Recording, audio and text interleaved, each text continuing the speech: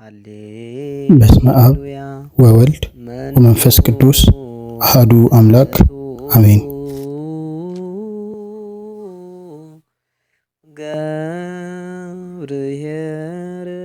እንኳን ወደ የኔታ ምስሎች የዩቲዩብ ገጽ በሰላም መጣችሁ።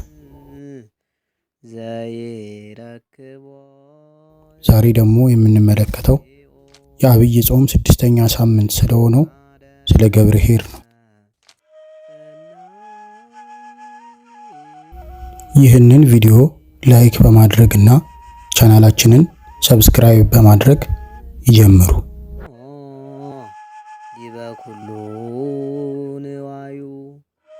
በኢትዮጵያ ኦርቶዶክስ ተዋሕዶ ቤተክርስቲያን ስያሜ የአብይ ጾም 6ኛው እሁድ ወይም ሳምንት ገብርኄር ይባላል። ስያሜውንም የሰጠው ኢትዮጵያዊ ሊቅ ቅዱስ ያሬድ ነው። ከአምስቱ መጻሕፍቶች አንዱ በሆነው ጾመ ድጓ የአብይ ጾም ሳምንታት ስያሜዎች ከነ ሥርዓተ ማህሌቱ አዘጋጅቷል። ስለዚህ በ6ኛው የአብይ ጾም ሳምንት ከዋዜማው ቅዳሜ ጀምሮ ቤተክርስቲያን የሚዘመረው ዝማሬ፣ የሚሰበከው ስብከት፣ የሚሰጠው ትምህርት ገብርኄርን ወይም ታማኝ አገልጋይን የሚያወሳ ነው።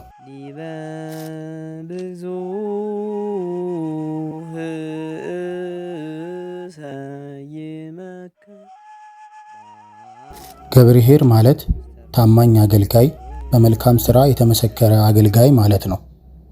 ይህ ሳምንት በቤተ ክርስቲያን የሚነበበው ወንጌል የማቴዎስ ወንጌል ምዕራፍ 25 ከቁጥር 14 ወይም የመክሊት ምሳሌ ነው።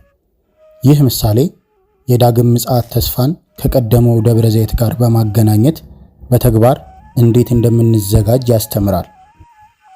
እምነትን ከተትረፈረፈ መልካም ሥራ ጋር አስተባብሮ ይዞ የተገኘ ሰው በጌታ ዘንድ ታማኝ አገልጋይ ተብሎ በመንግሥተ ሰማይ ከፍተኛ ዋጋ እንደሚያገኝ ጌታችን በምሳሌ ያስተማረውን እንመልከት።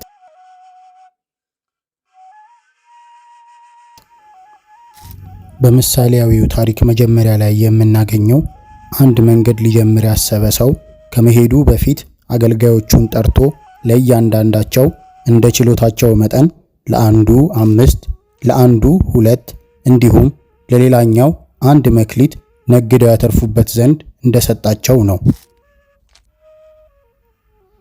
ገና ከታሪኩ መጀመሪያ እንደምንረዳው የአገልጋዮቹ ጌታ ምንም እንኳን እርሱ ለመንገድ ቢዘጋጅም ሀብቱ ግን በተዘጋ ቤት ውስጥ ተቆልፎበት እንዲቀመጥ አልፈለገም። በዚህም ጊዜ አገልጋዮቹን ጠርቶ ገንዘቡን በአደራ ተቀብለው እንዲያተርፉ